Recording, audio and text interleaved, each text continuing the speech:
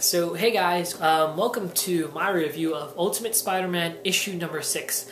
Now in the last issue we saw Miles Morales team up with Nick Fury, Iron Man, and Spider-Woman to stop Electro.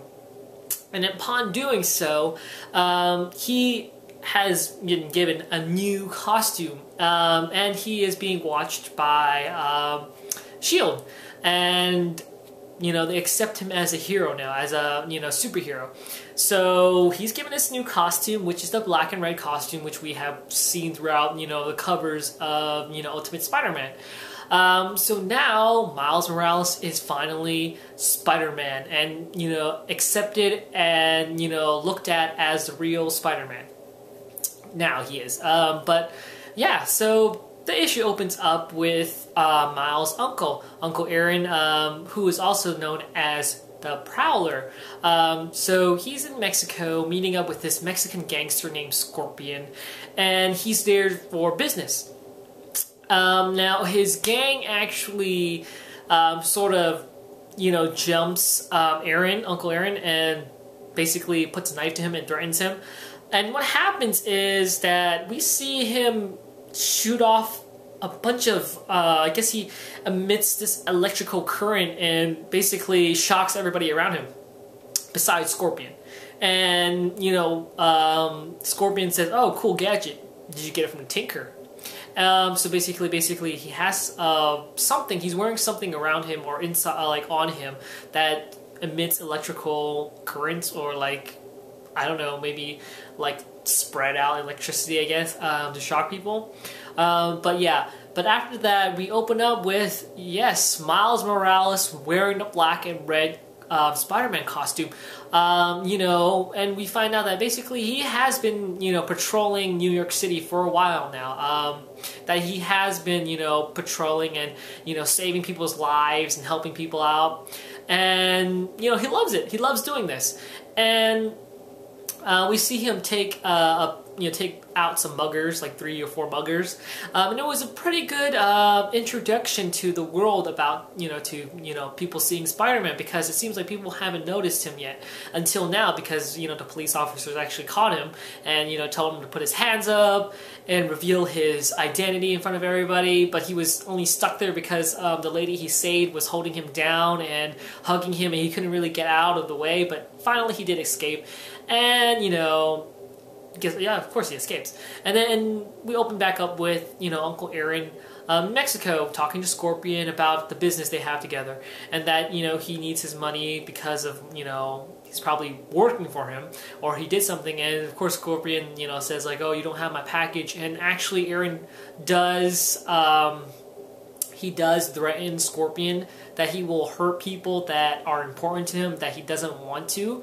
But, of course, the Scorpion gives in and gives him the money, and he asks him, "But where's my package?" And he says, "Well, you should have thought of that earlier for threatening me." And he walks out of the place, and basically what happens is the police officers out there and they arrest him. Now after doing that, we see Miles come home, after that big shocking, whole saving woman, taking out muggers kind of thing, and he was just talking to his mom, having a, nice conversation with her. And we learned something interesting here. I'll mention that in the end, but after that, we see Genki come in, and he shows him a video about, Spider-Man, the movie, which is pretty cool. And, they made a movie about the Spider-Man, and basically he's telling Miles that you need to train, you need to get better, you need to be better than Peter Parker, because now you're the new Spider-Man. You had to be the more new and improved Spider-Man. Now what he did say about Spider-Man, I find it a bit insulting, was that the old Spider-Man died, so you got to be better than him. You got to learn and be better than him and not get killed. And I felt kind of like, that was a bit of no-no. That was that felt like, to me, was a bit of an insult to Peter Parker, saying he wasn't a good Spider-Man. Not saying that he was a bad Spider-Man, just saying I thought that Genki was oh, but that Spider-Man died, you got to be better than him. And I understand where he's coming from, but I felt like that was a bit of a I don't know. I just felt like that was insulting, I guess, but I don't know. After that, basically we see John Joan Jameson and Betty, I think Betty, basically has a picture of Spider-Man and gives it to Jonah, and he's like probably gonna report or again start up a whole newspaper article about Spider-Man once again, and hopefully maybe he does a better job instead of calling him a menace and hating him and stuff like that. But all in all, after the end of the issue, we see Miles' uncle saying like, oh, he notices in the newspaper that there's a new Spider-Man. Maybe that was a thing that he was supposed to deliver to Scorpion, was a radioactive spider. We don't know until the next issue. But this issue was great. Introducing, we learn more about Miles' uncle, seeing him in action actually, and also seeing Miles Morales as Spider-Man in action, and seeing how the whole storyline is going now, that it's going in a really, really good pace. Like now that he's in the costume, it's time for him to train to get better at using his powers. Maybe he might get web shooters, you don't know, but really great issue. Now what I said I wanted to mention in this issue was that basically when he was talking to his mom, he said that Dad was a bad person, and you always told me that I was half you and half Dad. So maybe basically inside of me, maybe there's a part of me that wants to be bad and wants to steal and stuff like that, just like Dad was. And his mom says, that's not true. You're your own person. You don't have to be exactly like your father. You're not like your father, right?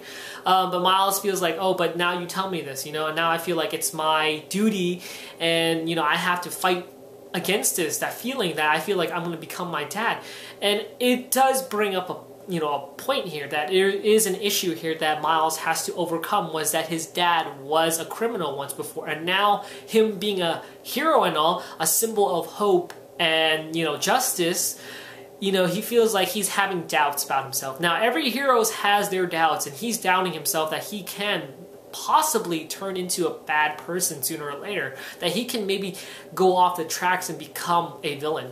But that's a good thing to actually start off with. That's a good issue that can be brought up for Miles, because he's still a teenager. He's still growing up, growing older. He still needs to learn about things about life, and that's just like what happened in Spider-Man. That's what made Spider-Man good, was that us kids could relate to Spider-Man because he was like us almost. Like, he was in high school, he was bullied. It was like when we read these comics, we felt like, we're the nerds that read these comic books, and maybe we were one of those, geeks that got picked on, and, we could relate to Spider-Man and all his difficult issues he has as Spider-Man, as Peter Parker, and stuff like that. It was great and fantastic.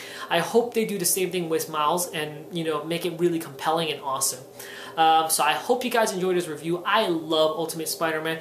Now there's a free code for a digital copy of Ultimate Spider-Man.